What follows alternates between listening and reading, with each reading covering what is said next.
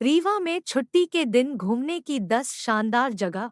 White tiger के होंगे दीदार। जलप्रपातों के पास दिखेगा कश्मीर जैसे नज़ारा। विंध्य रीजन के रीवा जिले में छुट्टी के दिन घूमने की कई शानदार स्थान है जहां आप परिवार सहित पिकनिक मना सकते हैं। नव जगत आपको 10 ऐसे टूरिस्ट प्लेस बता रहा है जिनको घूमने के बाद हिल स्टेशन का एहसास होगा।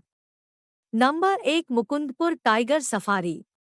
महाराजा Martand Singh Judev white tiger safari Mukundpur सामान्य तौर पर प्रत्येक बुधवार को बंद रहता है। Maharaja Martand Singh Judev white tiger safari और चिड़ियाघर रीवा संभाग के सतना जिले के मुकुंदपुर में स्थित है। चिड़ियाघर में मुख्य आकर्षण व्हाइट टाइगर सफारी है, जिसमें लोगों को श्रद्धेय व्हाइट टाइगर्स को देखने का मौका मिलता है। व्हाइट टाइगर के साथ चिड़ियाघर में 40 अलग-अलग लुप्तप्राय प्रजातियां और 60 से अधिक गैरलुप्तप्राय प्रजातियां हैं।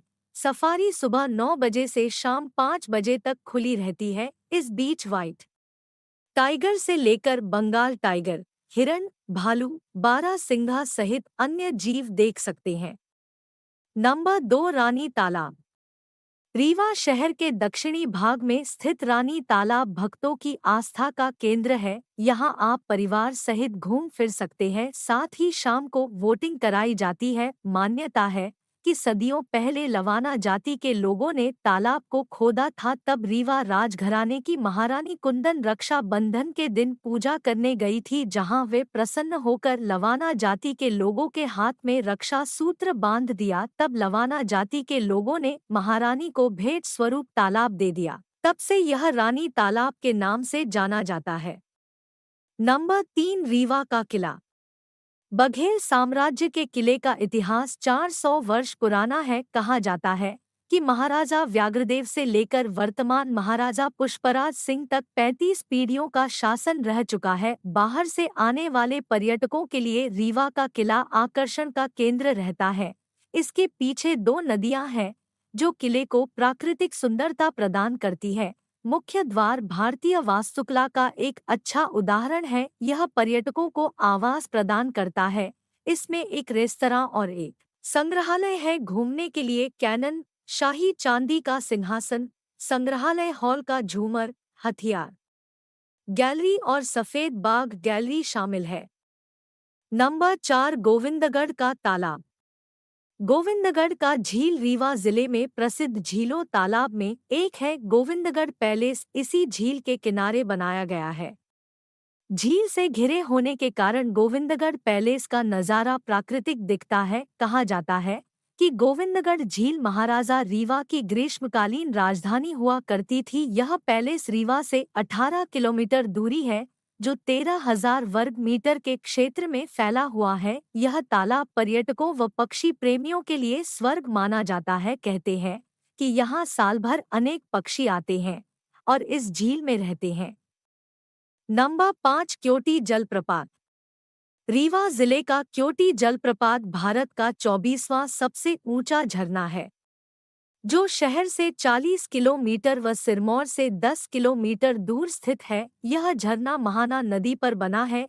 इसकी ऊंचाई करीब 130 मीटर है। क्योटी जलप्रपात अपनी आकर्षक सुंदरता से ट्रैकर्स और पर्यटकों को अपनी ओर आकर्षित करता है। बताया गया कि इस झरने पर यूपी और बिहार के लोग सबसे ज्यादा आते हैं। रीवा से सड़क के रास्ते सिरमौर पहुंचकर यहां जा सकते हैं। नंबर 6, पूर्वा जलप्रपात। रीवा शहर से 25 किलोमीटर व सेमरिया कस्बे से 15 किलोमीटर पहले पूर्वा फॉल तमस नदी पर स्थित है। इस झरने की ऊंचाई करीब 70 मीटर है। क्षेत्र की प्राकृतिक सुंदरता के कारण वर्ष भर हजारों पर्यटक आते हैं। यह स्थान सबसे अच्छे पिकनिक स्थानों में से एक है। हिंदू महाकाव्य रामायण में भी इस झरने का वर्णन मिलता है। वर्ष भर लोग घूमने फिरने व जन्मदिन की पार्टी मनाने आते हैं। पूर्वा फॉल से लगा बसामन मामा धाम है। ऐसे में वहां आने वाले लोग भी यहां पहुंच जाते हैं। नंबर 7, चचाई जलप्रपात। चचाई जलप्रपात मध्य प्रदेश के सबसे बड़े झरनों में एक है। यह बीहर नदी में 130 मीटर से अधिक ऊंचाई पर स्थित है। रीवा चचाई जलप्रपात की दूरी 46 किलोमीटर तो सिरमौर से 8 किलोमीटर की दूरी पर स्थित है। बीहर नदी आगे जाकर तमसा नदी से मिलती है। इस झरने की खूबसूरती बारिश के मौसम में ही देखने मिलती है, क्योंकि इस झरने के ऊपर एक डैम बनाया गया है। नंबर 8 बहुती जलप्रपात। रीवा शहर से 85 किलोमीटर दूर उत्तर पूर्व की ओर मऊगंज तहसील में बहुती प्रपात स्थित है। यह सेलर नदी पर स्थित है। इसकी ऊंचाई 198 मीटर है। इस प्रपात की गहराई 465 फुट है। कहा जाता है कि ओड्डा नदी सीतापुर से निकलकर 40 किलोमीटर दूरी के बाद मऊगंज से 15 किलोमीटर दूर बहुत ग्राम के निकट बहुत जलप्रपात का निर्माण करती है। नंबर 9 देउर कोठार। देउर कोठार रीवा जिले में पुरातात्विक महत्व का स्थान है। यह अपने बौद्ध स्तूप के कारण प्रसिद्ध है, जो 1982 में प्रकाश में आए थे। ये स्तूप अशोक के शासनकाल में निर्मित है। यहाँ लगभग 2000 वर्ष पुराने बौद्ध स्तूप और लगभग 5000 वर्ष पुराने शैलचित्र गुफाएं मौजूद हैं। देउर कोठार रीवा इलाहाबाद मार्ग के सोहागी में स्थित है। यहाँ मौर्यकालीन मिट्टी ईंट के बने 3 बड़े स्तूप और लगभग 46 पत्थरों के छोटे स्तूप बने हैं। अशोक युग के दौरान विंध्य क्षेत्र में धर्म का प्रचार प्रसार हुआ और भगवान बौद्ध के अवशेषों को वितरित कर स्तूपों का निर्माण किया गया। नंबर 10 पियावन घिनौची धाम।